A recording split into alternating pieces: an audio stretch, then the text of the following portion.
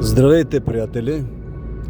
В тази яка мъгла искам да си поговорим малко относно смирението. Днес при изучаване на Библията много говорихме за смирението.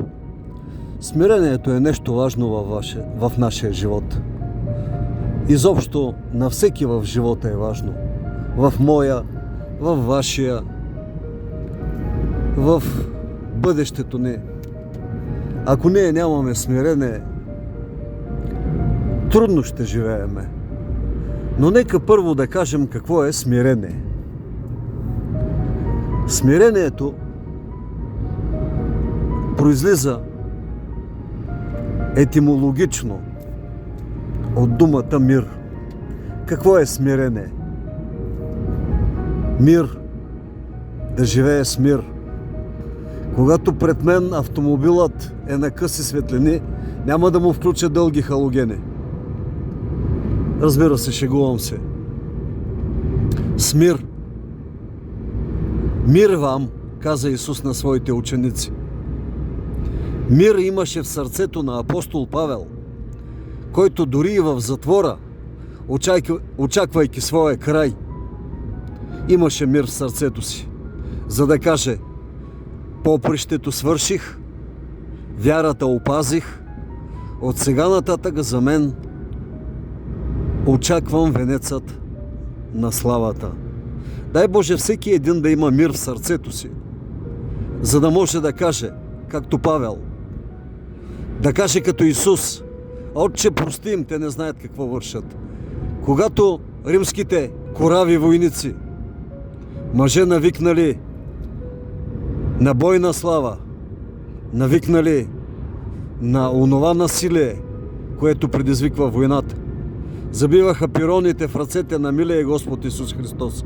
Исус им каза: Отче, прости им, те не знаят какво вършат. Това е мирът, който трябва да имаме. Това е смирението. Защото тогава войниците изпълняваха заповеди. Може би е имало и чисти мъже между тях, но те изпълняваха своя воински дълг, както и ние, като християни, трябва да изпълняваме своя дълг.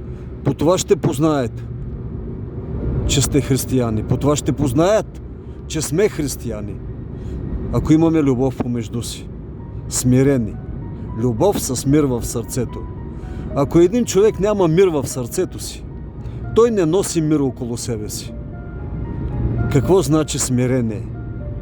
Да имаме мир. Не случайно Исус, след възкресението си, при уплашените ученици, след като дойде, благо се усмихна и им каза: мир вам. А Исус много пъти не е казвал: моя мир ви давам.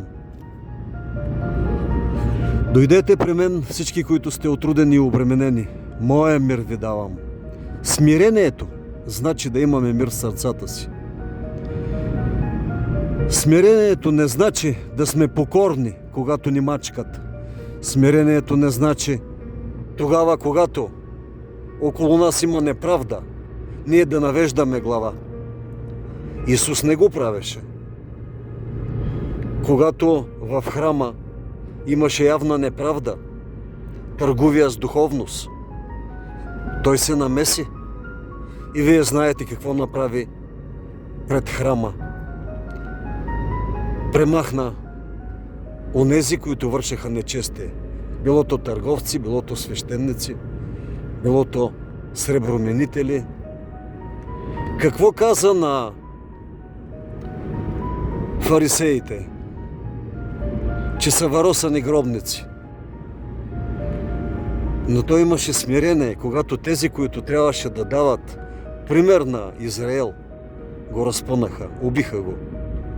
Понякога духовността, която трябва да имаме, не е оная покорност на злото, не е оная покорност на неправдата, не е оная покорност, която ни кара да нарушаваме Божиите заповеди и Божиите насоки за духовна работа.